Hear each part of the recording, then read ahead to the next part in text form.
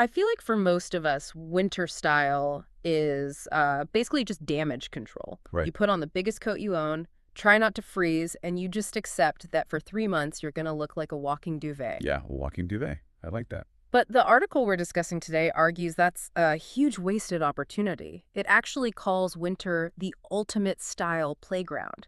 It sounds completely counterintuitive, doesn't it? But the core idea is that summer gives you nowhere to hide. You're in a t-shirt, shorts, that's pretty much it. Right, what you see is what you get. Exactly. Winter, though, with its low light and heavy fabrics, the article argues that actually amplifies your choices. Every single layer is a new chance to send a signal. And this isn't just, fashion theory. There's some actual psychology behind how we perceive all this. Oh, absolutely. They cite a study from Princeton School of Public and International Affairs. It found that people judge competence in milliseconds, based purely on clothing. In milliseconds. Milliseconds.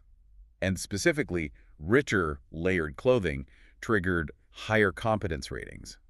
And this is the key part, even when people were told to explicitly ignore the clothes.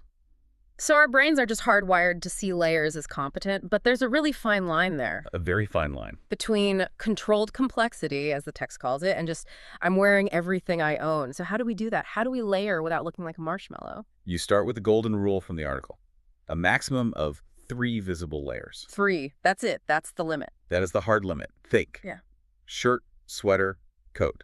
Done. The moment you add a 4th visible item, say a vest or a really long scarf, you create what it calls visual noise. Visual noise. The eye just doesn't know where to land. Which brings us to probably the toughest pill to swallow in the whole piece. Structure always beats warmth. Okay, see, that's where they lose me. It's freezing outside. Structure doesn't do much against frostbite. I know, it's a provocative line. But the point is about the visible silhouette. You can have these incredible high-tech thermal layers underneath that add 0 bulk. True. But on the outside, bulky on bulky. It just implies you are trying. The article says you need 3 visual cues. A defined shoulder, a visible waist break, and clean vertical lines. Those things signal intent. A giant shapeless parka just signals surrender. Surrender to the cold. Okay, so keep the shape sharp. But what about color? Winter feels like we're just stuck in this monochrome world of black, gray, navy, repeat. And that's the trap. The article says because winter light is lower and flatter, it actually amplifies color. You shouldn't be afraid of it. It suggests using dark winter palette. High contrast, cool neutral. Exactly. But they do give a warning about going for the full blackout look. Yes, dark on dark. They say it can be dangerous. It is, because without strong sunlight to create shadows, the outfit just collapses into a flat blob. Yeah. If you're going to wear all black, you need to use different textures. Leather against wool or, denim against cotton. Something to keep that definition. Okay, let's talk about the hardware accessories. The article treats them less like things to keep you warm and more like tactical tools. They're focal points, 100%. Take a scarf. It's not just for warmth.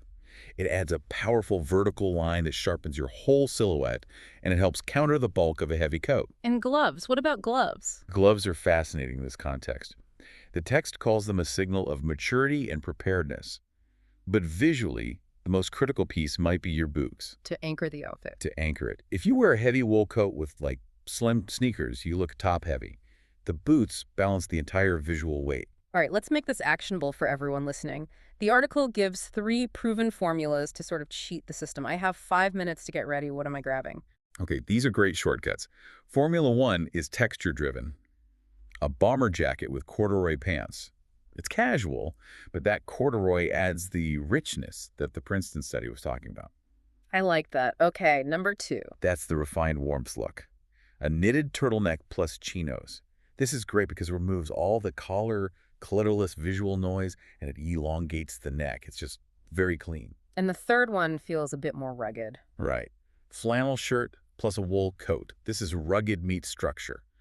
The flannel gives you pattern and texture, but the structured wool coat tightens it all up, so you don't look like you're about to chop wood. You look like you own the forest. Exactly, you own the forest. I love that distinction. So, zooming out, what's the big philosophy here, the main takeaway? It all connects back to what the text calls the aesthetics philosophy.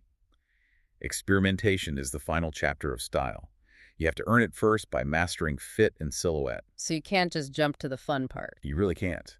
And winter exposes whether you've done the homework, because all those layers make it impossible to hide your decisions. So if you look messy, it's not the weather's fault. It's yours. Harsh, but Yeah, true. That is a solid reality check. So here's a thought to mull over next time you reach for that old puffer jacket. If your winter coat is a nonverbal signal of competence, what is your current silhouette actually saying about you?